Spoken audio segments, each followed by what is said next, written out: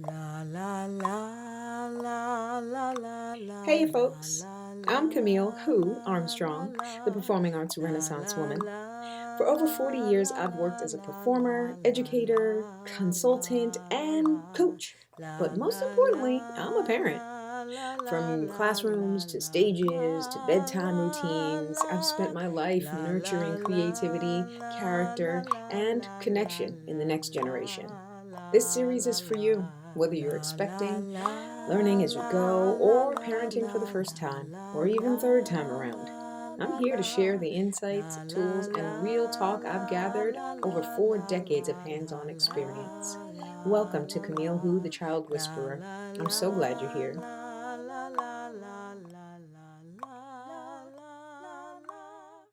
Hello, hello, hello. Camille Who here. Today we're going to talk about executive function. I have recently mentioned executive function in one of my videos, but I'm going to read this. I'm going to read this so I don't get it wrong. But executive function refers to a set of mental processes that help individuals plan, organize, and manage tasks to achieve goals. Now, this is what they and also they call it the brain's air traffic control. The benefits of teaching executive function is that, to say it in a most basic universal way, they know how to act. Your kids know how to act in public. They know how to act.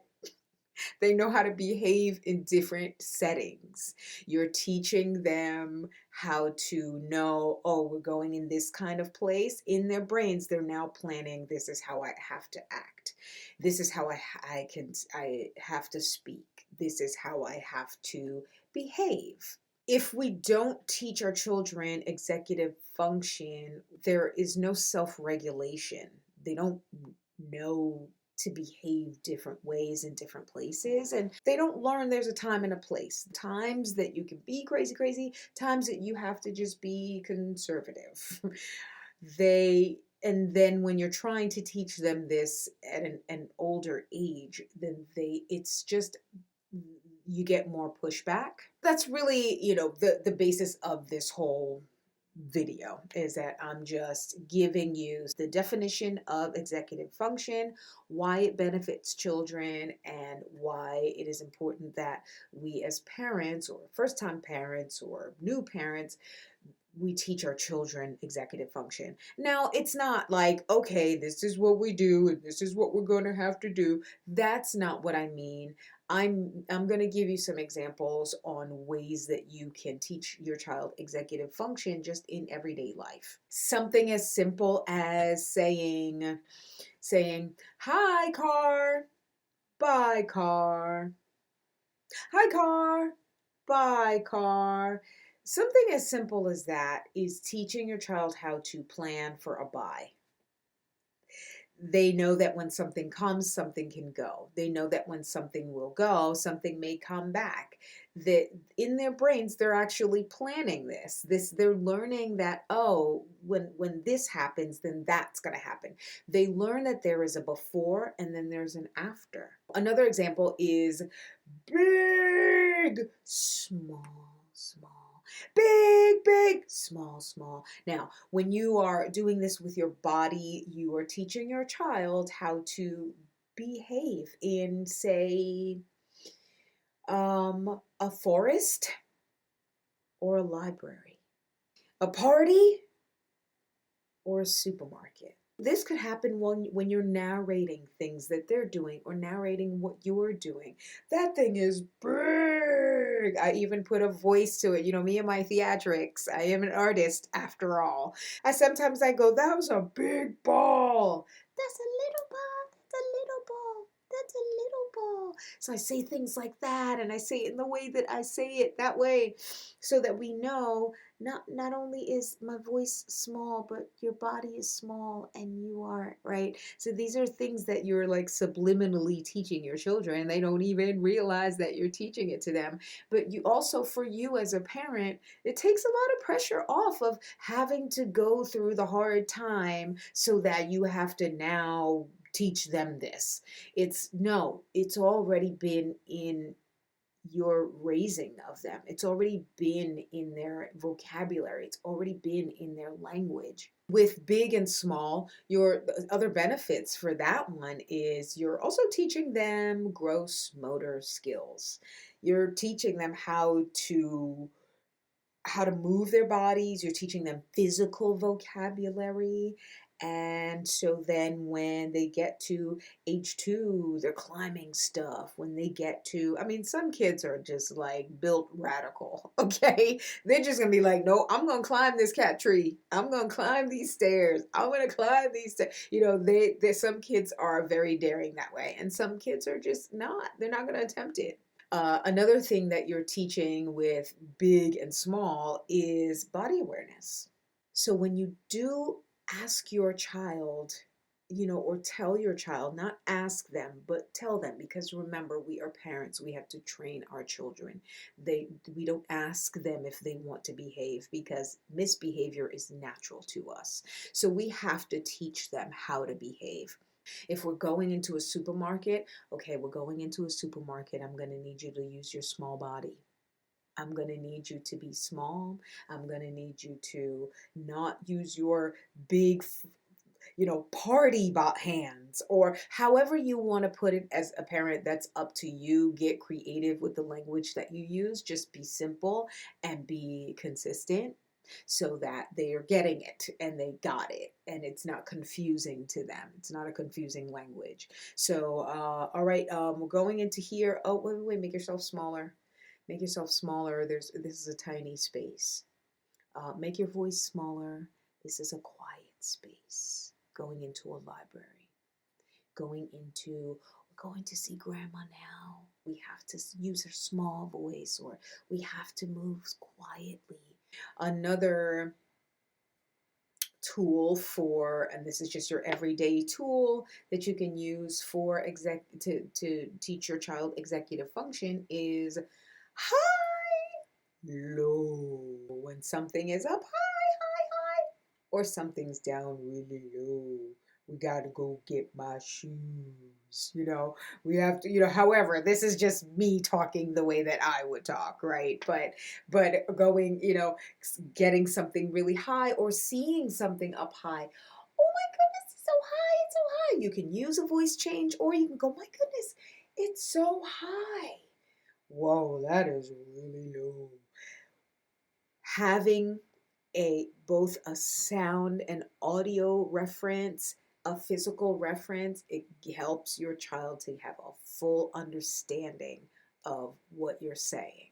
The benefit of teaching high and low, they're attaining a physical awareness and a body awareness, but they're also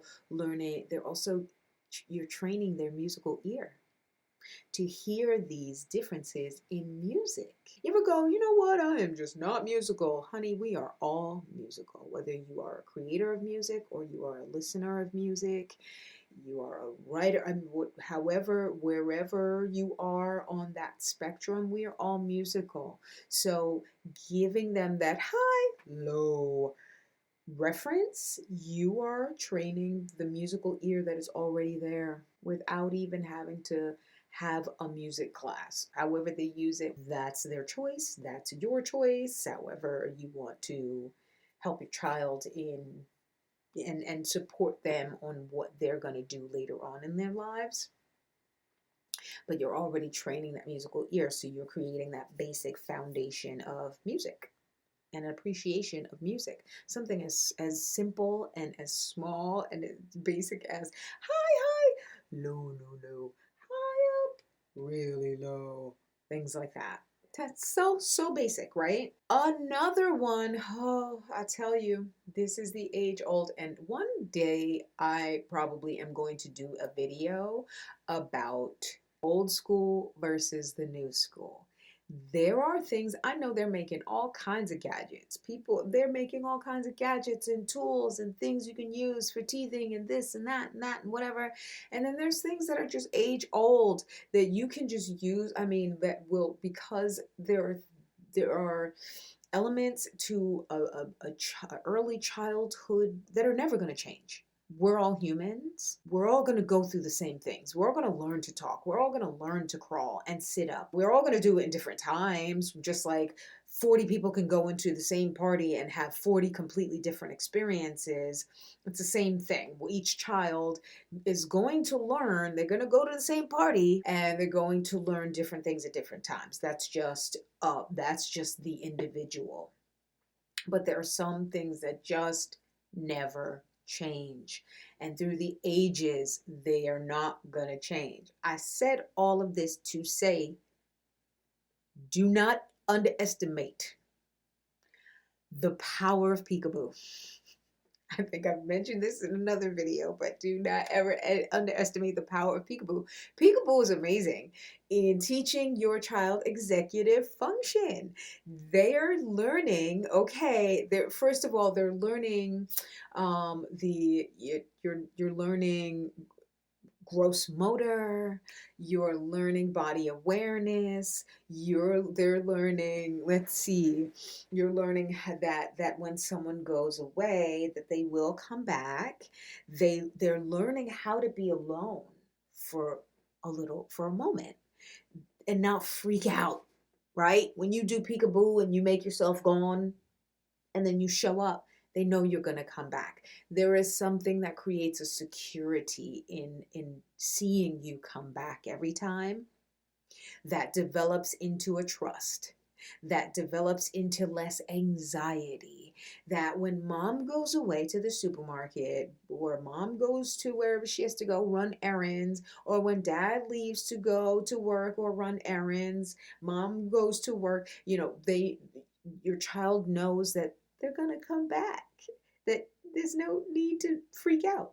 And at the end of the day, you really just have to, like, your child, if your child does cry when you go away, they will cry less if you teach them peekaboo, if you teach them executive function. But if they do cry, trust me, they're not crying all day. They're not, if you have to go to work, don't feel guilty. If you're leaving and they do cry, it's fine. Trust me. If they are in good hands, the child is not going to cry for more than a minute. They really stop and they get on with their day, because whatever's in front of them, whatever they can physically see and hear, these are the things that they're going to focus on. They really don't, most babies, children, they don't cry all day. They're like the initial bye mom, oh no, don't go, really just be okay with just going, I will see you, hug them for 10 minutes. Hug them for a count of 10 and then go, and don't feel guilty. Like, don't show your guilt. You could feel guilty, but don't show your guilt. Anyway, so I said all of that to say peekaboo teaches them how to have less anxiety when you drop them off at, say, a daycare, or you drop them off at a friend's house, or you drop them off at, a family member's house, and you can walk away. They will be okay. They now learn that, oh, well, mom or dad went away, but they'll be back. Why? Because peekaboo taught them that when they go, peekaboo, I see you, that they will come back. Isn't it crazy? These tiny little basic games, these basic little things that we take for granted, these are the things that build these skills for a lifetime.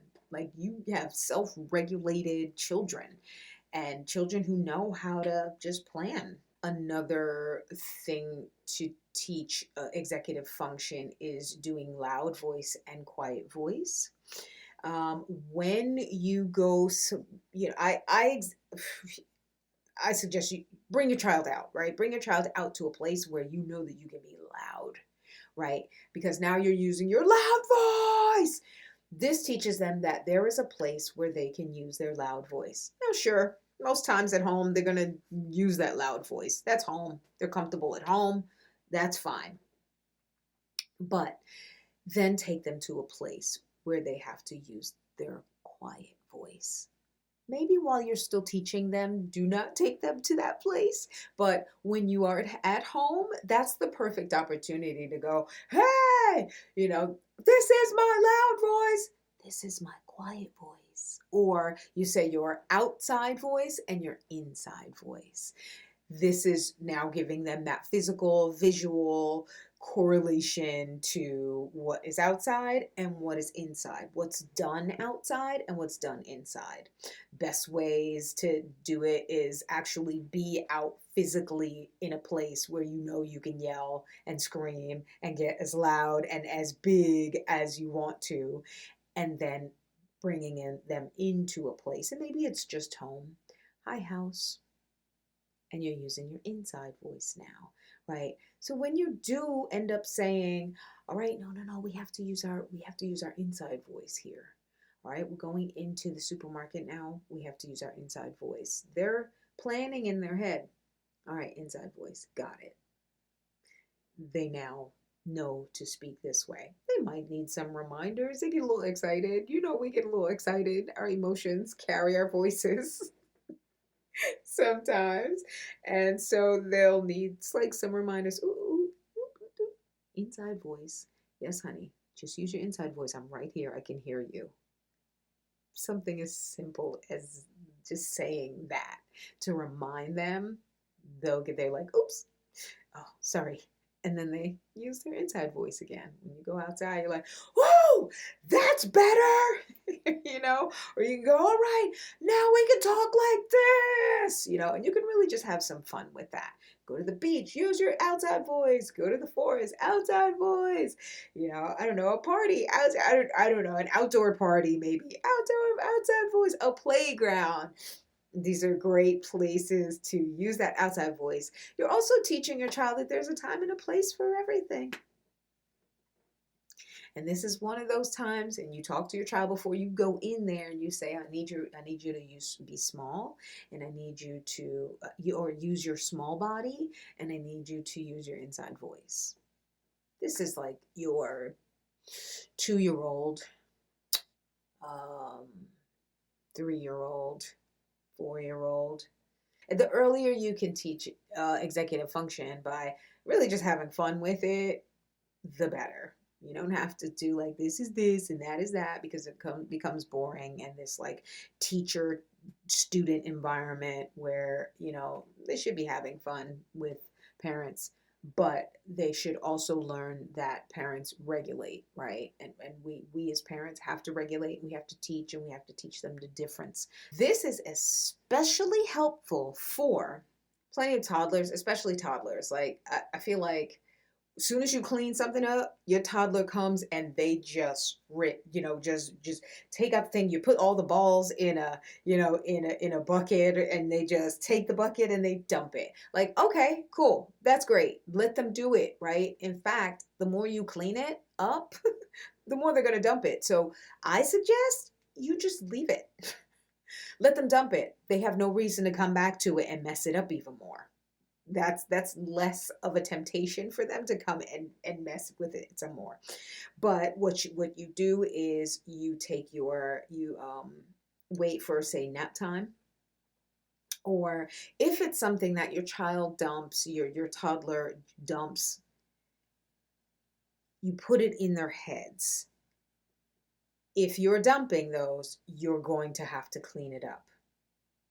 Now, this doesn't mean like you stand there tapping your toe and waiting for them to clean it up. Now, we also have to teach our children to clean up. So you take them by the hand, you firmly bring them to, if they're defying, if they're saying, no, I'm not going to clean it up, well, guess what? You don't have a choice. Firmly grab their hand, bring them to the thing, to one of those things. Come on, let's go. You wait for them to clean up that first toy. Pick up that first toy, pick up that first ball, whatever it is.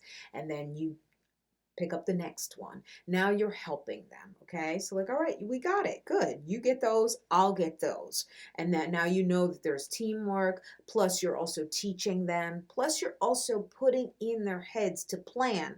If I throw this stuff, I'm gonna have to clean it up. Eventually they'll learn, I don't want to clean it up, so I'm not gonna dump it, right? What I do with children with cleanup is I wait until nap time and I wait until bedtime. And I go, okay, now let's clean everything up. Then you go take your nap. Let's clean everything up. Then you go bedtime. That's it. 2 times a day where you make them clean up, but also, at first you're doing it with them, but you do it and you stay in there until it's done. After that, eventually, age 4, your child can clean up after themselves. It's not going to be perfect. You're not asking them to mop the floor. You're not asking them to, spray disinfectant and wiping down counters. You're just they're just picking things up and putting them in the bins. It's done. But the point is, you're creating this standard of order, of cleanliness and of responsibility. Now they're planning, if I do this, I'm gonna have to do that. Also, they can, they'll make the mess and they'll try to leave the crime scene. Right? And they want to do something else, or they want some water, or they want a snack or something like that. And you go, after you clean up your toys, then you can get that. After you clean up your toys, then we can play that. Clean up your toys, then play that.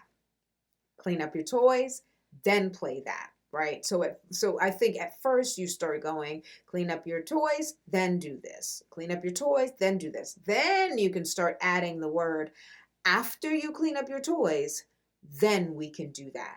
And I swear to you, they will be like, shoot, I'm going to clean my toys up because I want that thing.